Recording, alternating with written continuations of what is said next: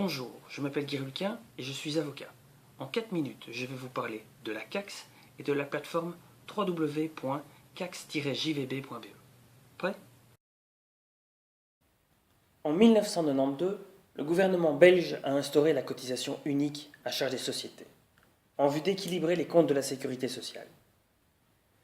D'une opération one-shot, ce prélèvement est devenu récurrent et a été requalifié de cotisation annuelle à charge des sociétés. Cette appellation est bien trop longue et compliquée. Nous avons donc décidé de la renommer CACS. Ça sonne beaucoup mieux. Le montant de la CACS, perçu par les secrétariats sociaux, diffère selon la taille de la société. Dès son instauration, la légalité de ce prélèvement a posé question. S'agit-il d'une cotisation de sécurité sociale ou bien d'une taxe déguisée? Divers recours judiciaires ont été introduits.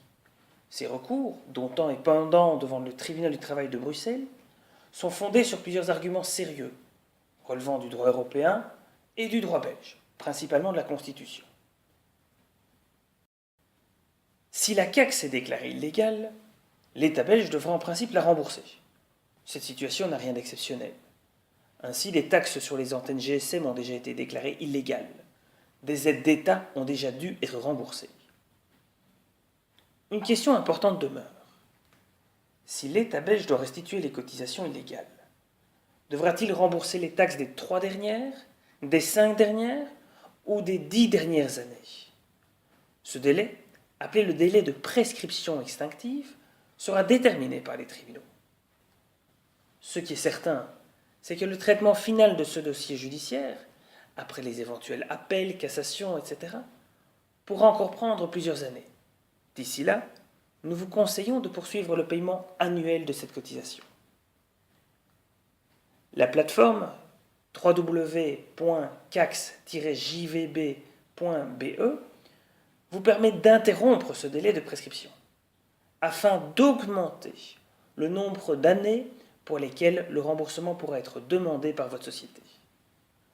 Voici illustrées différentes hypothèses applicables. Hypothèse A.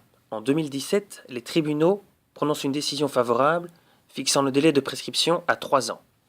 Si elle a interrompu la prescription, la petite société pourra réclamer le remboursement complémentaire des années 2011 à 2013. Hypothèse B. En 2019, la décision favorable des tribunaux fixe le délai de prescription à 5 ans. La grande société pourra alors réclamer le remboursement complémentaire des années 2008 à 2013. Hypothèse C. Les tribunaux confirment la légalité de la CACS, de sorte que celle-ci ne doit pas être remboursée aux sociétés. Comment faire? Le processus est simple. Connectez-vous sur la plateforme et, en quelques minutes, fournissez vos coordonnées et les détails de votre secrétariat social. Des paiements de la facture de 70 € hors TVA que vous recevrez par email, nous adressons pour vous les courriers et conservons les preuves d'envoi. Enfin, nous assurons un suivi global de la problématique et vous tiendrons personnellement informé en cas de développement significatif. Alors, intéressé d'inscrire votre société? Consultez les modalités de ce service et suivez les étapes sur www.cacs-jvb.be. Pour plus d'informations, envoyez-nous un courriel. Dernière chose, nous les avocats, nous aimons bien placer ici et là une locution latine. Écoutez donc celle-ci. Iura vigilantibus non dormientibus prosunt, ce qui veut dire